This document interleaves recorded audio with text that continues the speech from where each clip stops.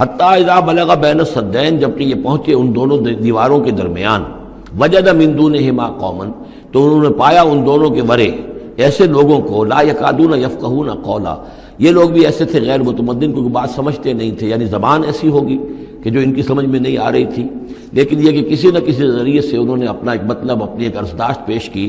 قالوا یا ذا القرنین، انہوں نے کہا کہ اے ذو القرنین، ان یاجوج و ماجوج مفسدون فی الارض، یاجوج اور ماجوج جو قومیں ہیں یہ زمین میں بہت فساد مچانے والی ہیں۔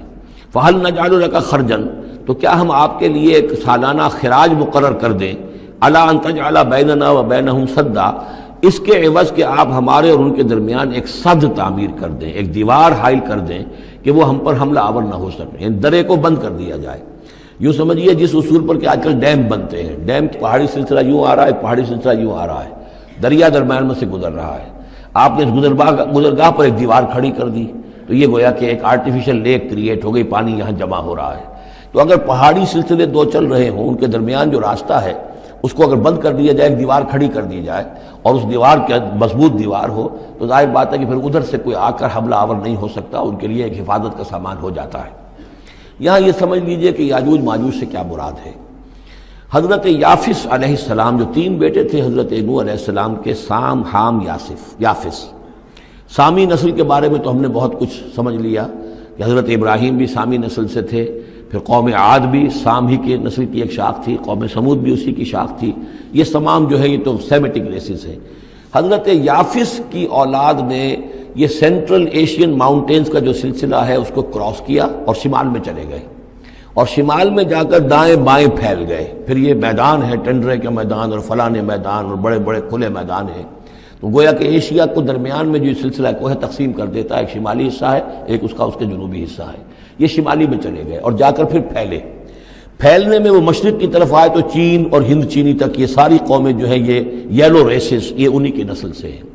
اور مغرب میں چلے تو روس، اور روس سے ہو کر روس کے ساتھ ملتا ہوا علاقہ ہے اسکینڈینیوین کنٹریز کے ساتھ، پھر وہاں سے وہ اتر کے، اور یورپ کے بھی جو یہ مغربی ممالک ہیں، اینگلو سیکسنز جو ہیں، یہ بھی در حقیقت اسی سے اسکینڈینیوین کنٹریز سے اترے ہوئے لوگ ہیں۔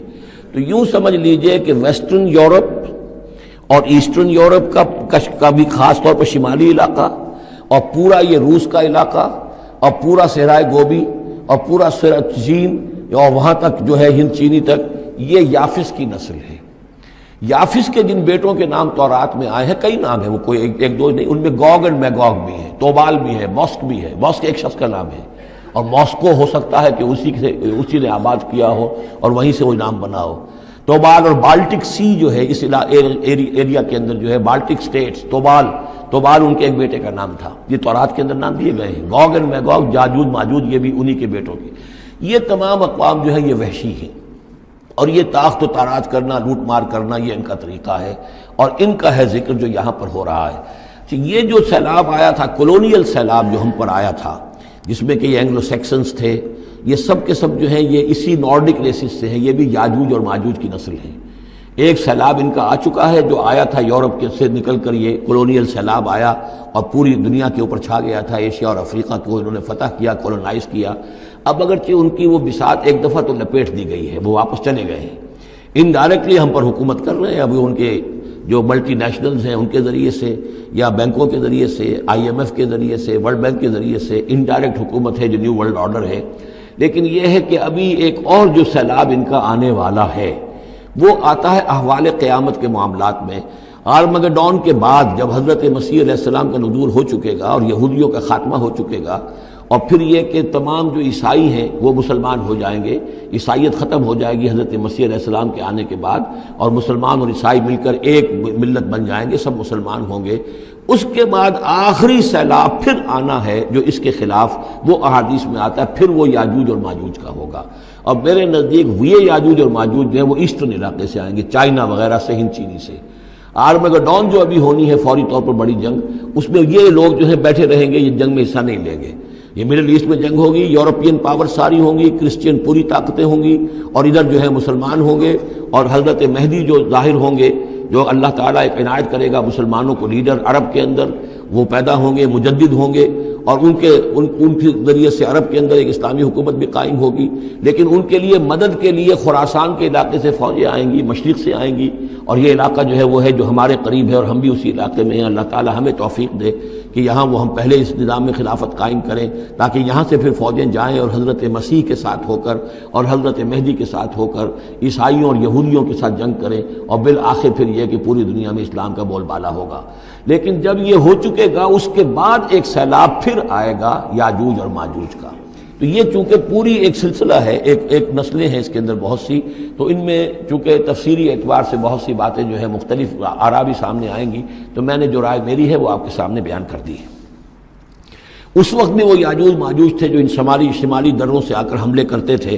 قالوا یا ذا القرنین ان یاجوج و ماجوج مفسدون فی الارض، وہ جو میں نے عرض کیا ہے کہ قیامت کے قریب بھی معاملہ ہوگا، یہ سورہ انبیاء کی آیات 97-98 ہے۔ حتی اذا فتحت یاجوج و ماجوج وهم من کل حدب ینسلون واقترب الوعد الحق فاذا هی شاخصۃ ابصار الذین کفروا۔ اب زیادہ دور نہیں، ہم سورہ انبیاء بھی قریب ہی آ رہی ہے، انشاءاللہ وہاں اس کو ہم پڑھیں گے۔ تو دو جگہ قرآن مجید میں یاجوج اور ماجوج کا ذکر ہے، ایک یہ جو قریب قیامت میں ان کا جو ظہور ہونے والا ہے، ایک اس وقت کا معاملہ یہ چھوٹا سا تھا کہ جو ذوالقرنین کے سامنے آیا ہے۔ تو کیا ہم آپ کے لیے ایک سالانہ خراج طے کر دیں تاکہ آپ ہمارے لیے یہاں ایک سد تعمیر کر دیں، ایک بند باندھ دیں یہاں پر؟ قال ما مکنی فیہ ربی خیر۔ اب دیکھیے ان کا کردار، ان کا مجھے جو کچھ میرے رب نے دے رکھا ہے، دولت دے رکھی ہے، مال دے رکھا ہے، وہ بہت بہتر ہے اس سے کہ جو تم مجھے پیش کر رہے ہیں، مجھے خراج کی ضرورت نہیں ہے۔ ہاں تمہاری ایک ضرورت ہے، میں وہ پوری کر دیتا ہوں۔ فاعینونی بقوت، مجھے مین پاور فراہم کرو، باقی ساری سامان جو ہے میں فراہم کر لوں گا، لیکن بہرحال اس کو بنانے کے لیے، دیوار بنانے کے لیے اور دونوں پہاڑوں کے درمیان اتنی بڑی جو سد تعمیر کرنے کے لیے جو مین پاور چاہیے، اعینونی بقوت، تو محنت کے ذریعے سے، مین پاور کے ذریعے سے میری مدد کرو۔ اجعل بینکم و بینہم ردما، میں ان کے اور تمہارے درمیان ایک موٹی دیوار بنا دوں گا۔ آتونی زبر الحدید، لاؤ میرے پاس تختے لوہے کے۔ حتیٰ اذا ساوا بین الصدفین، یہاں تک کہ جب دونوں جو اونچانے تھیں اس کے درمیان کا پورا علاقہ پر ہو گیا، بھر گیا، وہ لوہے کے تختے جو ہیں اس کے اندر بھرے جا رہے ہیں۔ حتیٰ اذا ساوا، برابر کر دیا دونوں پھانکوں تک پہاڑ کی، قال انفخوا، اب ان کا کہ آگ جلاؤ اس کے نیچے، وہ دہکا دی بھٹی جس سے کہ اب وہ لوہا گرم ہوا اور لوہے کی تختے جو ہیں وہ گرم ہو گئے۔ حتیٰ اذا جعلہ نارا، جبکہ وہ سارے کے سارے لوہے کے جو تپ گئے خود اور سرخ ہو گئے۔ قال آتونی افرغ علیہ قطرہ، تو کہا لاؤ میرے پاس پگھلا ہوا تانبا کہ میں اس کے اوپر انڈھیل دوں۔ تو اس طریقے سے گرین فورس کنکریٹ سے بھی 10 گنا سمجھیے مضبوط شے انہوں نے بنا دی کہ اس میں لوہا اور پھر لوہا سیسا یا تانبا پلایا ہوا، تو اس طریقے سے ایک بڑی مضبوط دیوار قائم کر دی۔ اس دیوار کے جو آثار اب بھی موجود ہیں، دیوار تو موجود نہیں ہے، یہ داریال اور دربند کے درمیان یہ کشادہ راستہ ہے اب بھی، یہ ویسٹ کوسٹ جو ہے کیسپین کا، اس کے ساتھ اس کی لمبائی 50 میل اور اس کی اونچائی 29 فٹ اور 10 فٹ چوڑی یہ دیوار تھی جو اس وقت بنی ہے۔ یعنی جس طریقے سے کہ بنتے ہیں بڑے بڑے بند، ان سے بھی بڑی یہ تھی سد تعبیر کی گئی۔ السد العالی کہلاتا ہے اسوان ڈیم جو ہے، جو مصریوں نے بنایا تھا، بہت بڑا ڈیم، السد العالی، اونچی دیوار۔ تو ہمارے ہاں یہ تربیلا اور منگلا یہ سب کیا ہے، یہ اسی طرح کے ڈیم ہیں کہ پہاڑی سلسلے آ رہے ہیں، دریا جا رہا تھا، وہاں آپ نے دیوار کھڑی کر دی، پانی رک گیا اور وہ جھیل بن گئی۔ فَمَسْتَعُوا أَن يَظْهَرُوهُ، تو انہوں نے کہا کہ اب یہ لوگ نہ تو یہ اس کے اوپر سے آ سکیں گے، اس کو نہ چڑھ سکیں گے، وَمَا اسْتَطَاعُوا لَهُ نَقْبًا، نہ اس میں کوئی سوراخ لگا سکیں گے، نقب لگا سکیں گے۔ قَالَ هَذَا رَحْمَةٌ مِّن رَّبِّي، یہ سب اتنا بڑا کارنامہ کر کے بھی انہوں نے کہا یہ سب رحمت ہے میرے رب کی طرف سے، میرا کوئی کمال نہیں، یہ سب اللہ کی طرف سے ہے۔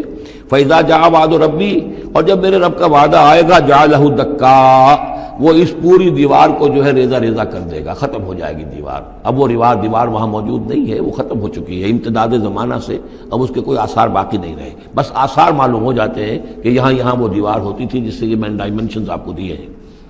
وَكَانَ وَعْدُ رَبِّي حَقًّا، اور میرے رب کا وعدہ جو ہے وہ حق ہے، سچ ہے، پورا ہو کر رہے گا۔ وَتَرَكْنَا بَعْضَهُمْ يَوْمَئِذٍ يَمُوجُ فِي بَعْضٍ، اب جب یہ وقت آئے گا اللہ تعالیٰ کا قیامت کا وقت، تو ہم چھوڑ دیں گے اس روز ان کو، یہ ایک دوسرے میں گتھم گتھا ہو جائیں گے۔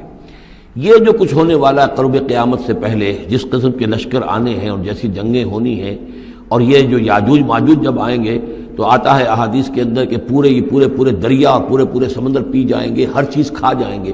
اور یہ معلوم ہوتا ہے کہ یہ چینیوں کے ہاں تو خاص طور پر سانپ بچھو جو شے ہو، کتا بلی، ہر شے چٹ کر جاتے، کوئی شے نہیں چھوڑتے.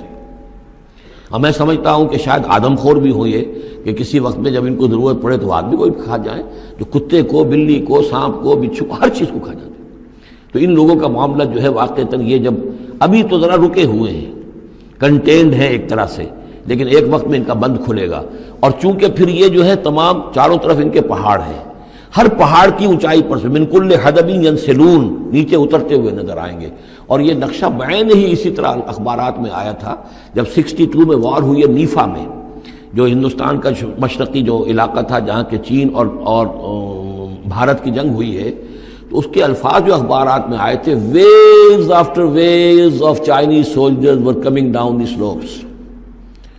لہروں کی طرح، موجوں کی طرح چلے آئے. ان کے تو اتنے آدمی ہیں، ان کا تو کہنا یہ ہے کہ تم سب کے سب ہلاک ہو جاؤ گے، ہمیں تم ہلاک نہیں کر سکتے، ہم تو چیونٹیوں کی طرح جو ہے بلوں کے اندر گھس جائیں گے. ایٹمک وارفیئر کے بعد تمہارا تہس نہس ہو جائے گا، ہمارا کچھ نہیں بگڑے گا، ہم پھر نکلیں گے اور پوری دنیا کو فتح کریں گے. وہ یہ کہتے ہیں. اور معلوم ہوتا ہے کہ واقعتاً آخری جو بھی اس دنیا کا اللہ تعالیٰ نے جو بھی ایک نظام سوچا ہوا ہے، اس میں جو قیامت سے پہلے کا سب سے بڑا واقعہ پھر یاجوج و ماجوج کا ظہور ہوگا.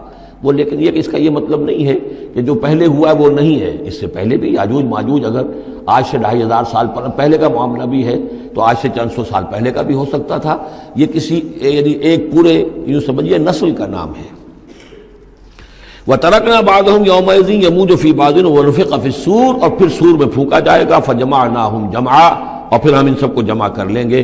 وَعَرَضْنَا جَهَنَّمَ يَوْمَئِذٍ لِلْكَافِرِينَ عَرْضًا، اور اس روز ہم جہنم کو سامنے لے آئیں گے کافرین کے سامنے. یہ ہے تمہارا انجام، یہ ہے تمہارے لیے جو ہم نے تیار کیا ہے.